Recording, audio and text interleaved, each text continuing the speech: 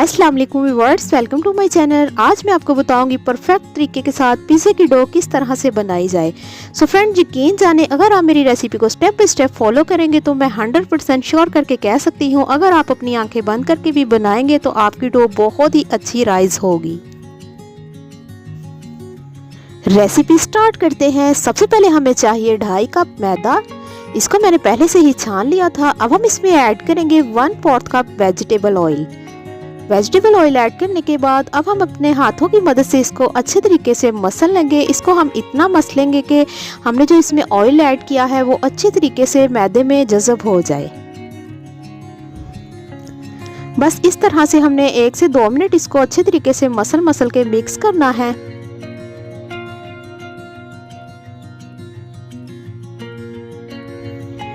अच्छे तरीके से मिक्स करने के बाद अब हम इसमें ऐड करेंगे 1.5 table spoon east. So friends, कोशिश करें कि आप जब भी ईस्ट यूज़ करें आप ज़्यादा पुरानी ईस्ट यूज़ ना करें। इसके साथ साथ हम इसमें ऐड करेंगे 1/4 teaspoon baking powder, 1.5 teaspoon sugar powder, 1/2 teaspoon salt. अब हम इसको अच्छे तरीके से मिक्स करेंगे।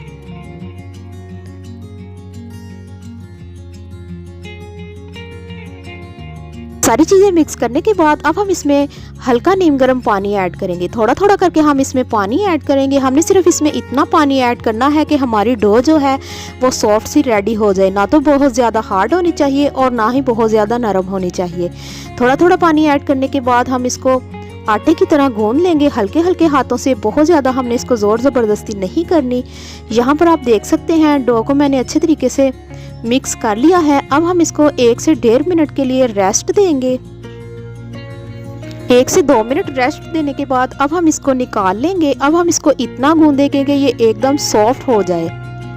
सो फ्रेंड्स, अगर तो आपके हाथों को चिपके तो आप थोड़ा सा मैदा डस्ट कर लें। पानी हमने बिल्कुल भी इसको नहीं लगाना। अपने हाथों की मदद से हमने इसको इस तरह से गूंद कर इसको मुलायम करना है, यानी कि इसको हमने सॉफ्ट सी एक डो बना लेनी है। हल्का सा हम मैदा डस्ट करेंगे क्योंकि हल्का हल्का हमारे हाथों को चिपक रही थी, इसलिए मैंने मैदा डस्ट कर लिया था। इस तरह से हम इसे 1 से 2 मिनट गूंदेंगे। सो फ्रेंड, रेसिपी बहुत ही इजी है। अगर आपको वीडियो अच्छी लगी तो प्लीज़ यार शेयर लाइक ज़रूर कीजिएगा और मुझे प्यारा सा एक कमेंट्स करके बताइएगा कि आपको मेरी रेसिपी कैसी लगी। चलिए जी, यहाँ पर आप देख सकते हैं डो को गूंदने के बाद हम इसको एक पेड़ा बनाकर एक बाउल में निकाल लेंगे। सो फ्रेंड्स, अब हम इसे 1 से 1.5 घंटे के लिए रेस्ट देंगे। किसी ओवन में या कैबिनेट में इसको हम रख देंगे 1 से 1.5 घंटे, ताकि अच्छे तरीके से ये राइस हो जाए।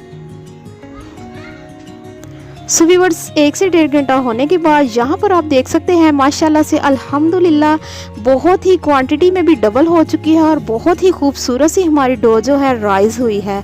सो फ्रेंड्स, इसी तरह डो का होना बहुत ज़रूरी है। अगर तो हमारी डो बहुत अच्छी राइज होगी तो हमारा पिज़्ज़ा भी बहुत ही परफेक्ट बनेगा। सो फ्रेंड्स, यकीन जाने बहुत ही प्रोफेशनल और परफेक्ट तरीके के साथ मैंने आपके साथ रेसिपी शेयर की है। मुझे 100% श्योर है अगर आप पिज़्ज़ा बनाएंगे तो इंशाल्लाह आपका पिज़्ज़ा बहुत ही अच्छा बनेगा। तो इसका हम एक पेड़ा बना लेते हैं। इसको हम 2 हिस्सों में डिवाइड करेंगे क्योंकि ये क्वांटिटी में काफ़ी ज़्यादा है। इसके 2 पिज़्ज़े 8-8 इंच के इजीली रेडी हो जाएंगे। यहाँ पर मैंने पिज़्ज़ा पैन ट्रे पहले से ही रेडी करके रख लिया था। इसको मैंने ऑयल लगा के पहले से ही रेडी कर लिया था। तो इसको हम इस तरह से एक रोटी की तरह, आप चाहे तो आप बेलन के साथ बेल लें, लेकिन मैं इसी तरह से इसको लगा रही हूँ। सो फ्रेंड्स, इस रेसिपी के साथ ना तो हम पिज़्ज़ा रेडी कर सकते हैं, बल्कि इसके साथ साथ हम इसी डो से हम चिकन ब्रेड भी रेडी कर सकते हैं। यानी कि अगर आप चिकन ब्रेड बनाना चाहते हैं तो उसमें भी सेम टू सेम यही रेसिपी यूज़ होगी। डो को मैंने अच्छे तरीके से सेट कर लिया है। अब हमें चाहिए होगा एक फोक की मदद से हम इस तरह से यहाँ पर कट लगा लें ताकि नीचे से कोई बबल ना बने। सो फ्रेंड्स, हमारी डो रेडी है। अगर आपको वीडियो अच्छी लगी तो शेयर लाइक ज़रूर कीजिएगा। आज की वीडियो यही तक की थी। मिलते हैं एक न्यू रेसिपी के साथ। अल्लाह हाफिज़।